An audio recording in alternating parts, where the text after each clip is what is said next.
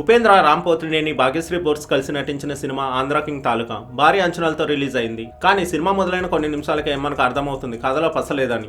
ఈ cinema Upendra fans నే కాకుండా రామ్ ఫ్యాన్స్ ని కూడా డిసప్పాయింట్ చేస్తుంది. కథ విషయానికి వస్తే దీంట్లో ఉపేంద్ర పెద్ద ఫిల్మ్ స్టార్, రామ్ ఉపేంద్రకి పెద్ద ఫ్యాన్.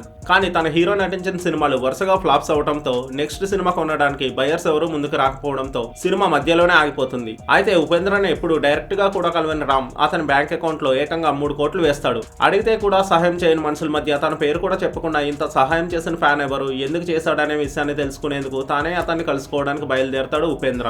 ఇదే ఈ సినిమా మెయిన్ పాయింట్. ఈ స్టోరీ వినడానికి బాగున్నా స్క్రీన్ మీద మాత్రం చాలా వీక్ గా ఉంటుంది. సాధారణంగా ఉపేంద్ర అంటే ఒక పెద్ద మాస్ హీరో, తనకంటూ ఒక డిఫరెంట్ స్టైల్ ఉంటుంది. దీంట్లో మాత్రం ఇంట్రడక్షన్ చాలా వీక్, స్క్రీన్ టైం కూడా చాలా తక్కువ. సినిమా స్టార్టింగ్ లో ఒక 10 మినిట్స్, మధ్యలో ఒక 5 మినిట్స్, లాస్ట్ లో ఒక 10 మినిట్స్ ఉంటుంది. ఉపేంద్ర క్యారెక్టర్ చాలా నార్మల్ గా ఉంటుంది. ఈ సినిమాని ఉపేంద్ర ఏదో మొహమాటానికి చేసినట్టు ఉంది. ఇక రామ్ ఎంట్రీ మాత్రం మంచి కిక్కిచ్చేలా ఉంది. కానీ కథలో దమ్ము లేకపోవడంతో సినిమా వెంటనే ఫ్లాట్ అయిపోతుంది. Ram Bhagyashri first meeting scene కొంచెం వెరైటీగా ఉంది. తన హీరో సినిమా ప్రింట్ రాక షో క్యాన్సిల్ అవుతుంది. దాంతో ప్రెస్టేషన్ లో రామ్ కొబ్బరికాయ తీసుకుని థియేటర్ అద్దం పగలగొడతాడు. అటువైపు భాగ్యశ్రీ ఉంటుంది. తనని చూడాలని ఇంకొన్ని కొబ్బరికాయలు తీసుకుని అద్దాలను పగలగొడుతూ ఉంటాడు. అద్దం అవతల ఉన్న అమ్మాయికి గాజు ముక్కలు గుచ్చుకుంటాయనే సెన్స్ కూడా లేకుండా ఈ సీన్స్ ని తీశారు. ఇక రామ్ భాగ్యశ్రీ తండ్రితో చెప్పే డైలాగ్, నా దగ్గర డబ్బు లేదనేగా మా ప్రేమకు ఒప్పుకోవటం లేదు, ఇప్పుడు విను, నేను ఒక థియేటర్ కడతా, నా హీరో నెక్స్ట్ సినిమాతోనే ఓపెన్ చేస్తా అని ఛాలెంజ్ చేస్తాడు. ఛాలెంజ్ బాగున్న ఆ తర్వాత సినిమా చాలా సిల్లీగా ఉంది. థియేటర్ కట్టడానికి బ్యాంక్ లోన్ ఇవ్వాలంటే షూరిటీ ఉండాలని కూడా తెలియకుండా బ్యాంక్స్ చుట్టూ తిరుగుతూ ఉండే సీన్స్ పూర్తిగా లాజిక్ లెస్. ఇక గోదావరి పక్కన తెరకట్టి చుట్టూ కర్రలతో ఫెన్స్ వేసి